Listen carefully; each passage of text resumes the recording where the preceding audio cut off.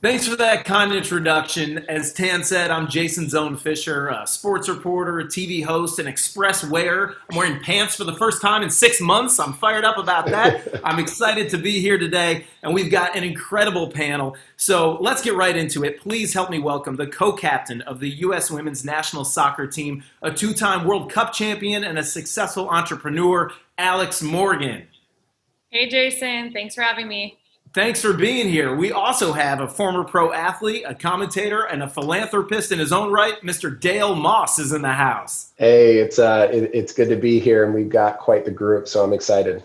You're looking good, Dale, looking sharp as always. And we've got a rising star in the NBA from the Atlanta Hawks. Give it up for John Collins. What's going on, guys? Happy to see you. Happy to be here. Big time group right here, so happy to be a part of it. It is a big-time group. All right. Now, given that today is all about paying it forward, I want to kick off our conversation by talking about how you guys are using your platforms to give back. And Alex, I'll start with you. You're one of the founding members of Common Goal, an initiative that asks soccer players and other industry professionals to pledge 1% of their earnings to a central charitable fund. I want to know what compelled you to take that pledge and what impact has the initiative had since you joined in 2017? Well, honestly, it's pretty incredible to see the growth of so many people within soccer or football that it's so considered globally.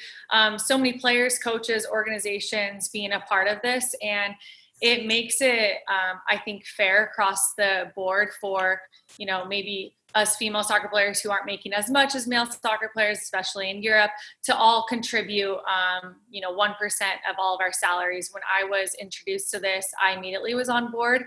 And I had recently taken a trip to Tanzania, and there are some organizations that they have collaborated with to help kids stay in sports and school. And so that was really important to me to choose specific charities to be a part of. And it's just a huge, great group that continues to grow throughout the global or throughout the football world globally. And it's pretty great to be a part of it. That's amazing. That's amazing to see how you're giving back and calling it football, even here in America. I like it. Yeah. I know. I get concerned when I call it football. People are like, "You don't play football." I'm like, well. Yeah. I know. It's still catching on here in the States, right? Yeah. Technically, it's football. Yeah, we do have another football player in the house. Dale, you're also using your platform to help others. Among your many philanthropic endeavors, you're an outspoken advocate for athletes with intellectual disabilities. What have you learned in this role, and why is it so important for you to have an impact beyond the sports world? Yeah, I mean, especially since transitioning out of the NFL, I really was looking to stay involved with sports, and Special Olympics was a natural fit. My sister was a Special Olympics athlete. And since I've become a global ambassador, but it's amazing how when you create an inclusive environment, just how it positively affects everyone. And, over the last 3 to 4 years, I've been able to work with athletes from all over the globe and really raise awareness for those with intellectual disabilities. And it's truly been life-changing, and it's made me a better person. It's made my communication better. It's made my understanding of people, but also being more empathetic to their situations. And at the end of the day, no one does it alone, right? So sports, the NFL gave me a great platform in everything I'm doing in life after the fact. I'm so thankful for. But if you're not using that to help benefit other people or really help others move forward, then what do you have it for? Yeah, absolutely. And John, you're someone in just the last few months, you've really stepped up to the plate using your platform as an athlete in your community. I know when COVID hit, you teamed up with the Atlanta Hawks Foundation to fund pop-up grocery stores and provide meal deliveries to families in need in Atlanta and Florida. How did you learn about these initiatives first, and why did you feel compelled to do something, to give back to your community?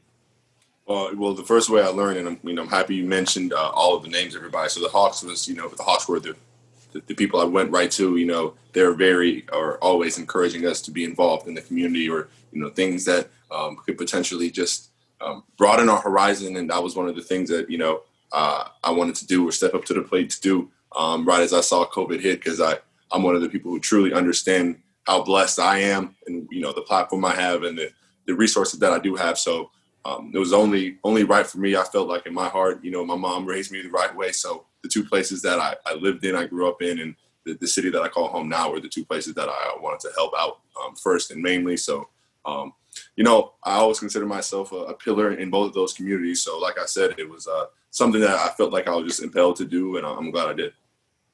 Wow. Well, it's amazing that you stepped up, that all of you guys are stepping up. You have a lot in common. Not only are you incredible athletes and incredibly well dressed, you also have a lot of confidence to just go for your dreams. And I'm curious where you get that from, if it just comes naturally to you or it's something you have to work at. I know, Alex, before the summer games in Tokyo were postponed, you were adamant that you were going to play, you were going to take the field just 3 months after giving birth to your daughter, Charlie, which congratulations, by the way, and that's incredible.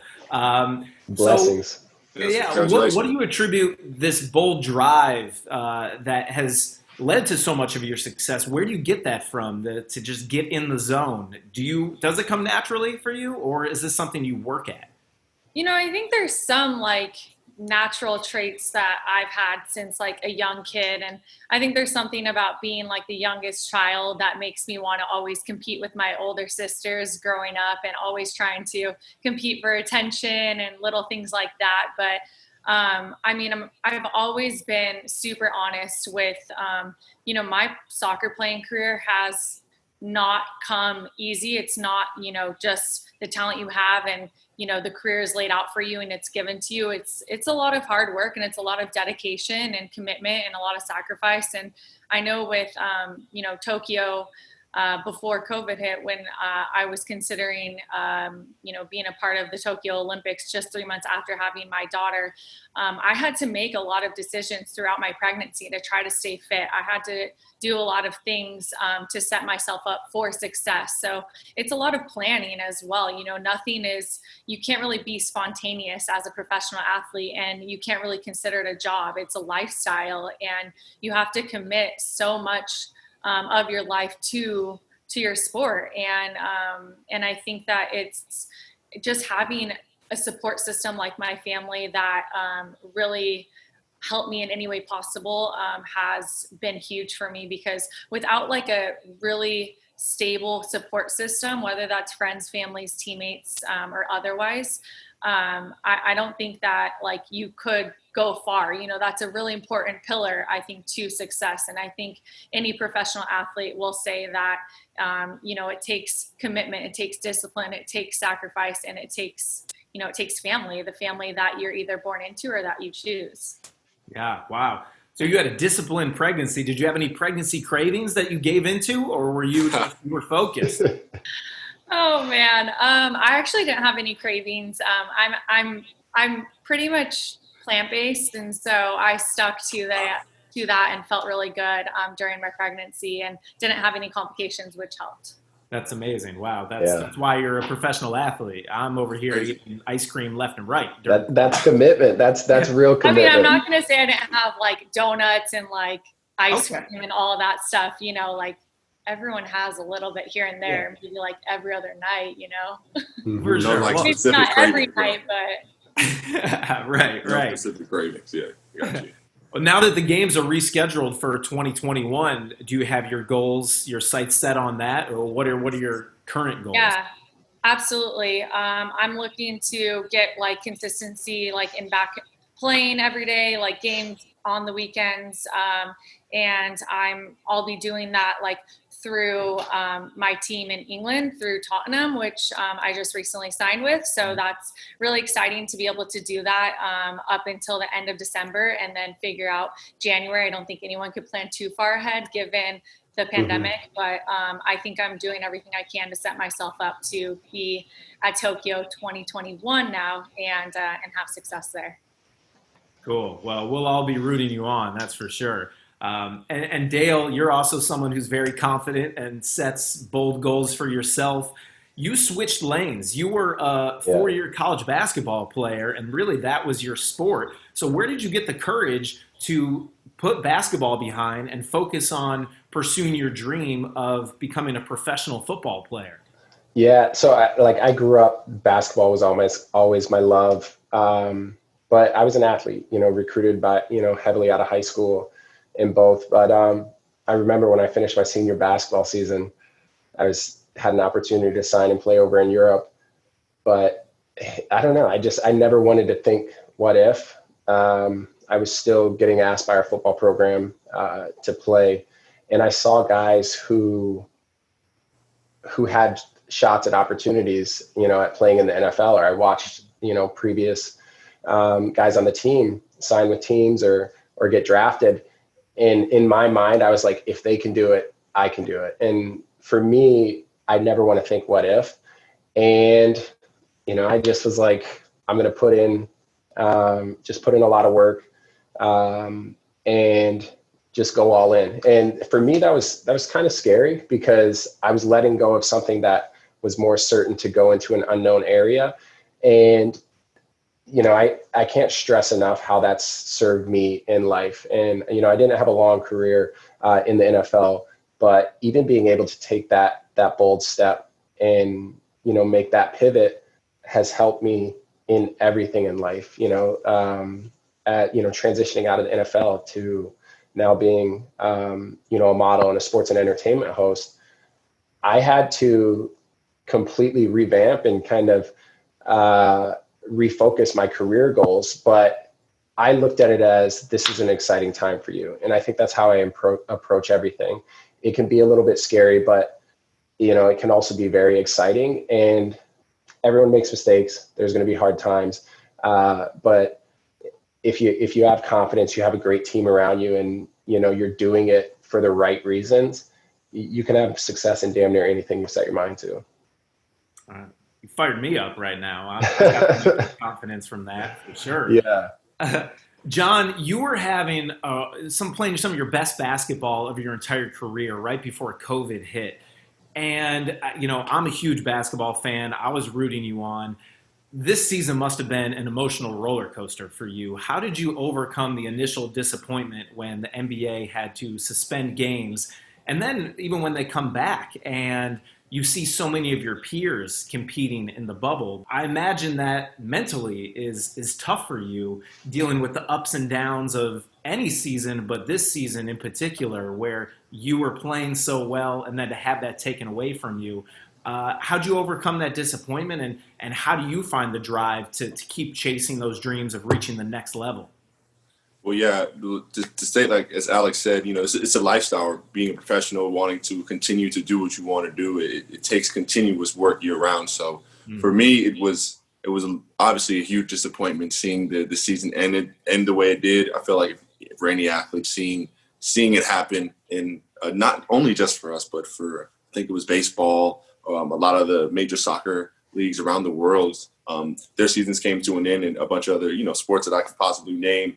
But having that lifestyle just snatched away from you so abruptly, having to stop doing what you're doing, no gyms being available, no courts, no anything really, your day-to-day life is just totally changed. So I feel like not only but for me, but for every athlete, for every just human being, COVID has taken just a huge toll on all of us. And for me, I just want to be great. And that has been my motivation to continue to work every single day during COVID, trying to find a gym, looking for other gyms, working out with coaches I potentially would never have worked out for, but understanding that it's for a bigger purpose. And as you said, getting back and seeing my peers go back and play is even more motivation, because now I have, some guys to watch. I'm sitting there thinking, hey, I'm studying film and I'm going to watch these guys and come back next year ready to go. So it's part of it being a professional, being ready for those ups and downs, because they are going to come, and just being ready so you don't have to get ready. So stay ready. You don't got to get ready. Yes, sir. For sure. Well, I have no doubt you will be ready when next season does roll around. You were playing your best basketball, as I said, and I can't wait to see what's next for you in your career. You guys are all inspiring future generations too, and I know that's so important to you. Alex, you've talked all the time about the importance of representation and the impact that growing up watching women professionals play, how that had on your career. So How are you encouraging the next generation of young women and athletes to get into the game, and what impact have you seen it having already? Just why is representation so important? Yeah, well, I feel like exactly like you said, when I was a kid, I, loved watching the Olympics because it was one of the only times that women were featured equally, and where I could watch, day in and day out, these badass female athletes like competing at the top of their game. And it was pretty amazing to see that. But I didn't want to just see that once every 4 years. I wanted to see that all the time. And so when I looked at, when I started with the national team when I was 20, 21 years old, things that I kind of thought were normal, I realized that those weren't normal, like fighting for maybe a stream on an online stream to find a game versus getting a game on TV versus, the marketing strategies that they would use for our team versus the men, and kind of the opportunities that we have. And I'm fortunate to be in the US and have the opportunity to play professional soccer. A lot of women don't have that opportunity around the world. So when I looked at just creating a level playing field, I've spent a lot of the last year working on my content company, which we're looking to launch soon. And so that's going to be content pulled for, by women for women. And it's going to be inspiring the next generation. It's going to be telling amazing stories of female athletes around the world, of not only, current female athletes, but former female athletes, any females that are in the game in any way, whether that's analysts, hosts, anyone that considers themselves an athlete in any sort of way. I want to be able to amplify their story, their voice. And so I hope that it's a big hit, and I think it'll be a great community for women to gather together around. Cool. I can't wait for that. Who were some of your role models when you were growing up watching women's soccer? And when a little girl comes up to you today and tells you that you are that person for them, what does that mean to you? I mean, it's pretty incredible, just to see the accessibility that that girls have now in comparison to when I was a kid. And some role models growing up, I would say, are, of course, Mia Hamm. Everyone's heard of Mia Hamm. She was just the biggest soccer player. Oh, excuse me. My daughter is like crying right now. I think she's supposed to be taking a nap, but she's not.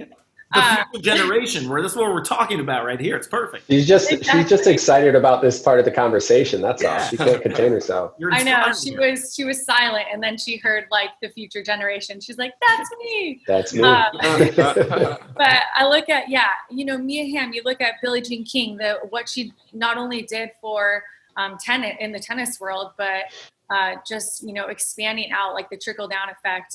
Just the fact that Title IX has created so many more opportunities for women in college to have a scholarship to play their sport, and things like that I've really started to pay attention to more and more. And someone that I think is like people always get surprised by is Ruth Bader Ginsburg. I mean, that's someone that I definitely have looked up to more in the last 10 years as I've heard more, as I've not gotten more political, but just been more informed. I think it's pretty incredible to see so many women in all of their different areas of work using their platform just to help support other women and create a community that is inclusive and provides representation.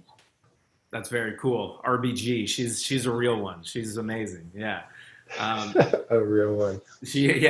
Dale, representation, I know, is also something you're very passionate about. You recently partnered with The Lonely Entrepreneur to help underrepresented communities gain the entrepreneurial skills needed to be successful in today's crazy competitive business world. So what compelled you to get involved in that initiative, and why is it so important to empower these communities? Yeah, so for me, I've always, regardless of what I do in front of the lens, I learned a lot early on. I went to school for video production, digital production, and I've always wanted to produce and just be a storyteller. With that, early on, as I was transitioning from sports into entertainment, I had a lot of mentors, but I also realized how important it was to have the tools and the resources to allow yourself to have success beyond sports or beyond hosting or anything in front of the camera. And as an athlete, I saw firsthand how so many go through a downward spiral. And there's not a lot of resources that were out there that were really updated and easy to digest for a lot of people. So when I partnered with the Lonely Entrepreneur, we started with an online-based module and different options that we actually got the NFLPA to make available to all their former players, which gives them the core basic tools to start a business, get licensed. Since then, we've expanded into women in business and creating we're finalizing pieces now that are more video based, but more intense modules. And then for just different communities that are struggling, as there's no denying how certain communities and poverty-stricken communities struggle with education and resources. So I want to be able to provide as much knowledge and as many resources that I have access to for people, because I know that if I didn't have those, if I didn't have people helping me along the way, I wouldn't be where I am today. And also, knowledge is power. And that's something that when you give that to someone or give them the ability to learn and absorb as much knowledge and information that's accurate as they can, the sky's really the limit. Yeah. I feel like that's a big part of what's going on in 2020 right now. Knowledge is power, and just everyone being more aware of everything that's happening in society, in our world, and the work that you're doing is a perfect example of that. John, there's a lot of young athletes and young people who just look up to you, and they want to achieve the levels of success that you've already had and to the levels that I know you're going to get to. What advice would you give to these young people who look up to you and want to reach the NBA or just make an impact in their communities? Yeah, if they definitely, first off, they want to impact their community, they can start today. It doesn't take as much as they think. Going to provide community service to elderly, or maybe just trying to have a helping hand in picking up trash, or there's a lot of small things that you can do, or everyday things that people maybe feel like they're too good to do, or don't have the time for, that are necessary to have a functioning society. So I definitely feel like if that's your passion and that's where you want to go, there's so many different opportunities, but to figure out something that's truly meaningful to them and then start from there. But in terms of any young people who are trying to become young athletes, or become athletes such as all of us in this call are, first off, as Alex said, again, I'm gonna go back to it. It starts with that dedication. You have to be committed to this lifestyle. It's a complete lifestyle. From the moment you wake up to the moment till you go to sleep, you have to be constantly thinking about what you're putting into your body. How does your body feel? Is your body strong enough to do the workout? What's your shape like? Sleep is vital. Sleep is important. You're going to have to revitalize your time, prioritize your time into putting it towards your goals, and figuring out, hey, do I want to play this sport? As Dale mentioned before, he went to school for 4 years for basketball before he was like, man, you know what? I want to be a football player. And he changed his course of direction, but he had a plan. And I think that was the biggest thing for him. Once he figured out what he wanted to do, he wrote it down, whatever he did, he figured it out and he attacked it. And I feel like for me, that's the biggest thing, settling down, figuring out what are my passions, what are my true intentions, what are my goals, laying out that plan, making it realistic, but also setting your goals as high as possible. Because, my phrase is, if you shoot for the moon and land on a star, I think you did a pretty good job. So, and the last thing I think is just to be as positive as you can be and attack your goals. Cool. What are some of your goals, John? I mean, you've already achieved so much success, but I know for you, it's just getting started. What's next on your goal list? Yeah, I know this is an entire career thing, or it sort of ends my career, but I want to be a Hall of Famer, as I said before. So that's sort of my everyday motivation. If I'm not motivated for anything else, I'm like, hey, listen, you still want to be in the Hall of Fame, right? You still want to be great. Yeah. So I try to use that and go after it that way. But that's the end goal for my career. I'd say for next year, it's definitely all-star, or just to be as complete as I can be, to win games is goal number one. And I feel like overall, as a life perspective, just to find myself, and I know first off, I'm a very caring and giving person. I love to give back to my community, as I said before. So I definitely want to be a legend in Palm Beach, a legend in Palm Beach, a legend in the city of Atlanta as well. So those are my goals, and I'm working every day towards them. Awesome. Cool. That's amazing. Well, we're going to save this clip from the Express Dream Big Summit, and they'll play it one day in Springfield at your Hall of Fame enshrinement ceremony. I have no doubt. Okay, cool. I'm ready for it. Okay. He's spoken into existence. Exactly. Hey, let's get it. We're going to keep playing it until it happens. Put it out there. Yeah. This is the Dream Big Summit. We dream big here. That's right. Mm-hmm. I'm going to steal your quote, all right, because I love that. Shoot for the moon, land on a star. That's a win for sure. You can't beat that one. That's why I say you're doing a pretty good job. Yeah. That's a real good one. All right, I got some rapid fire questions for you guys now, okay? So I want you to finish the following statements. The 3 qualities that got me to where I am today are, and any one of you can jump in here first when you got it, when you know it. The 3 qualities that got me to where I am. We're gentlemen here. Ladies first. Oh, okay. Right. Hey, my man Dale got me. I got some time there. All right. All right. I'm going to say confidence, balance, work-life balance, and commitment. Just being all in. I don't half-ass anything. Mm-hmm. I like it. Confidence, balance, and commitment. Preach. Who wants to follow that? I can go next. I'll go next. Go ahead, John. I got my 3. My first one: consistency, preparation, and desire. Mm-hmm. Nice. I would say I'm going to mirror John with the consistency. I'll say compassion and curiosity. I think that's important to explore new things, but also not be afraid of something that's against the grain. Those are good answers. That's why I'm glad I'm asking the questions and not having the answer. I got the qualities that got me here These today. are really big thinkers. Wi-Fi for like a rapid fire. These are thoughtful questions here. I mean, I don't know if we could do rapid fire on these ones. I know. What do you have next for us? All right, let's see this next one. Well, yeah, you want another? I feel most confident when, Alex? Okay, guys first this time. Okay, all right.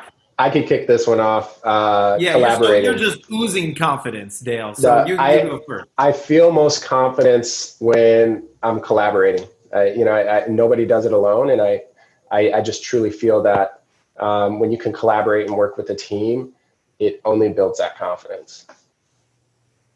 Nice. John, how about you? I feel most confident when? I feel most confident when, let me see. All right. I feel most confident when I have a plan. For me, I'm a person that likes to, like I said, see what I have in my future, or like to set a goal or something in mind to go after every day. So I think once I have a plan or set something out, I'm comfortable to go get it. Nice. You're all about that preparation and plan. Yeah. I like it. Say ready, don't got to get ready. You guys are quote machines. Okay. That's just me. It's me out here. It's me. Alex, how about you? I'm going to have to go along the lines of John, saying like I feel most confident when I make like incremental gains, when you have like that end goal and you know that you can't get from A to Z in a day or all at once. So it's all about those incremental gains. Okay, that's good. All right, Dale, you'll start this next one. One thing I want to be known for is? One thing I want to be known for is being a thought leader and a leading voice as someone in my industry. As a young Black successful man who's transitioned into a completely new space, I want people to be able to look at the message I share, but also, my life and career as an example that you can really do whatever you want or frame whatever life you choose. One thing I want to be known for is being a person that actually institutes and causes change or brings about change. I always look at a person like Kobe, who was obviously a legend on the court, but people really respect him for how he was as a father, or how he was looked at as guiding that next generation, as we talked about earlier, into the league and into the NBA. So that's sort of like the mold I want. Obviously, not everybody can be Kobe, but I want to be sort of in that mold where I can be remembered for not just being a great, legend on the court, but inspiring change off the court as well. Absolutely. That's great. It's good role model there for sure. Okay, Alex, one thing I want to be known for is? One thing I want to be known for is not taking the easy road, is taking the hard road, knowing that it'll pay off more in the end, and doing the steps necessary, and not cheating your way through anything. Just knowing that a lot of times with sports, in and out of sports, it takes just pure hard work. It takes like putting in the time and effort, whether that's getting to know somebody, whether that's training and practicing and getting better on the field, whatever it is, it's putting in the time. Absolutely. Yeah. Okay. All right. Got one last one for you, Alex. I'm going to start with you on this one. You got to go last on that one. It's only fair. Okay. I empower others to dream big by? I empower others to dream big by being authentic. I think that I practice what I preach, and I think I've always been pretty open about my story and any hurdles that I'm facing. So I would say, yeah. Yeah. Okay. I like it. And you do empower others to dream big. Yeah. Gail, how about you? I empower others to dream big by? I love what Alex said as far as authentic. So I'm not going to steal it, but I love that. And I feel that this, just goes such a long way. But for me, I empower others to dream big by simply just going after what I believe in. With anything, you have to set a goal. And again, I feel at this stage in my life, I'm definitely in the right direction, but I don't shy away from the hard things, the hard times, and there's a lot of them, but I just want to be able to live my life to the fullest, have success, and again, just be unafraid as far as going after things that I want in life. Awesome. All right, John, you get the last word. You get to close it out. I empower others to dream big by? I try to empower others to dream big by, I feel like one way is on my court, how I play. I feel like I play as hard as I can in that aggressiveness. I feel like in some way that just expresses my passion or my love for the game. And I feel like in a way that shows, that whatever you do, if you love it wholeheartedly, you're not gonna get back. You're gonna go all the way in. You're gonna give your heart in it.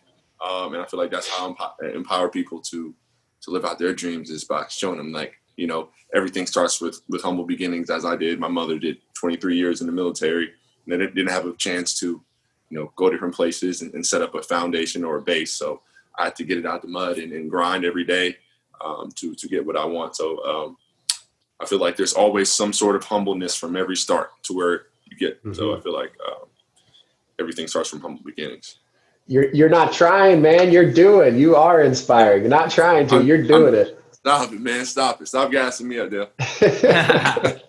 No, you guys all are. Thank you so much for your time today. You're inspiring everyone, not just by what you do as athletes on your fields, on the court, but by what you do in your communities, serving as an example, empowering others to dream big.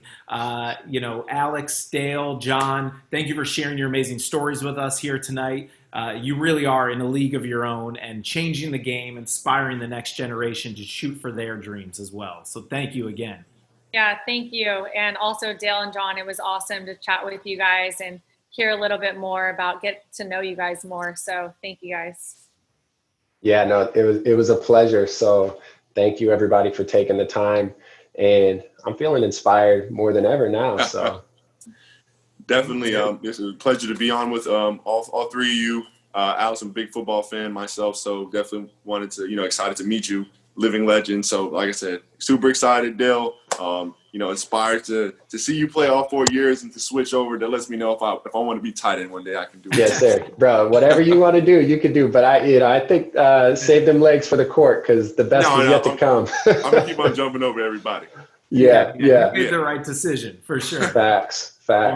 Thank you guys again. Before I sign off, I want to thank everyone for all of your donations to the GoFundMe Small Business Relief Fund. Everyone can make a difference and every donation counts. And remember, Express is matching all donations that come in today up to $50,000. So if you can support, please text Express to 41411 to make a donation. Now I'm going to hand the mic back over to my main man, Tan. Enjoy the rest of the show while we look good in our homes. Okay. Yeah. Woo.